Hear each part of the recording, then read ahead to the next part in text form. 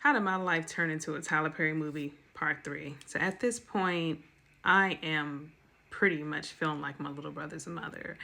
I'm doing my best to take care of him, like as best as I can. I mean, there was a time where I was left with him for a whole week because he was on a trip, a business trip, he says, which is odd for a janitor, but whatever. And there was literally like barely no food. And I'm doing like my best to try to keep food on the table from the little money I had. And then thank goodness I was able to get like some food stamps. So even though it wasn't that much, I did the best that I could to make sure that we both were fed. But like I said, he would run through his money and not have anything. I'm still applying a job, still looking, still doing my best to, side hustle with my skills, with my mental health, coaching, poetry, other things that I do. So anyway, I'm starting to realize now that after time has gone by, that this whole birth certificate stuff is just not true. First of all, we all know that schools have copies of the birth certificates, but what confused me was how come the school was not checking in on him? Like, why was nobody checking in to see where he was? How come usually schools are on top of that? And then it just started to feel like a prison.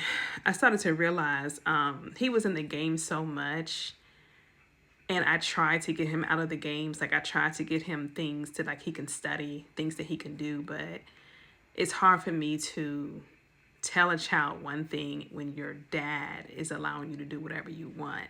And then I realized why. Because he wouldn't go outside.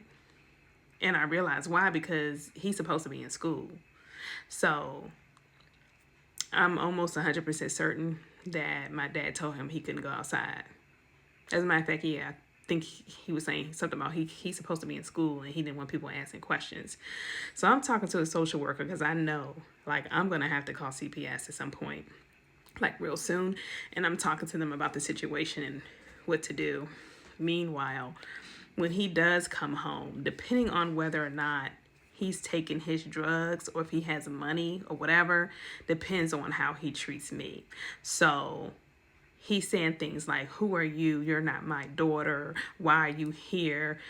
Being verbally abusive and tearing me down. Dealing with that while trying to take care of my little brother, while trying to still apply to jobs and do my best to try to get me and now him out of that situation. Pretty much trying to think of like an exit plan for both of us. There was this time where this lady came over. You can tell she was on drugs, and he told my little brother to come into the room with me for a while they were out there doing, their drugs. And it really started to feel like even if I left the house, it was kind of like, where are you going? Almost like I was a prisoner as well. I don't know if I said that already or not, but it felt like I was a prisoner in the house as well. Also, it was just like, y'all saw The Color Purple, right? There was definitely some Color Purple moments because I swear he would eat and just leave stuff on the floor,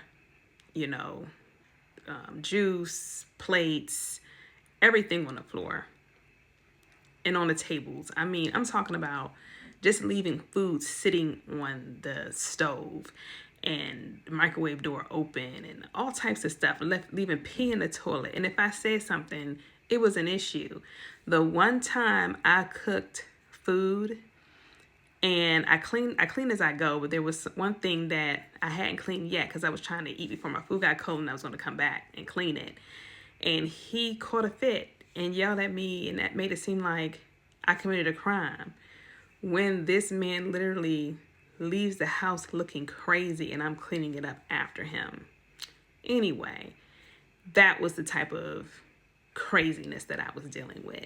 I mean, there's so much more that I can't, it's so much. It's hard to do in a video to really paint the picture of how crazy this situation was. But things got even worse. Stay tuned for part 4.